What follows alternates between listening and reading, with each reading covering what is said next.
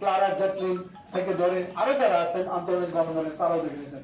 আপনারা জানেন বাংলাদেশে এই যে বাংলা অর্থাৎ আমাদের ইন্ডিয়ান সাবকন্টিনেন্টে বেগম রোকেয়া সাখাওয়াত হোসেনের মতন নারী আন্দোলনে এত ভূমিকা রাখতে পারেনি কেউ।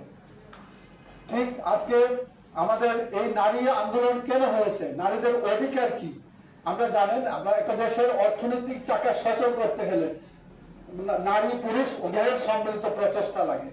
আপনারা জানেন আমাদের যে জনসংখ্যা, আমাদের যে লাস্ট ভোটার তালিকা প্রণয়ন করা হয়েছে, এখানে দেখেন অধিকাংশ নারী, আমাদের অর্ধেক প্রায় নারী। সামান্য কিছু হয়তো ডিফারেন্স হতে পারে। তার মানে কি নারীদেরকে পিছিয়ে রেখে কোন কাজে এগিয়ে যাওয়া যাবে না। দেশের অর্থনৈতিক চাকাকে সচল করতে হলে তাহলে অবশ্যই নারীদেরকে সামনে এগিয়ে আসতে হবে।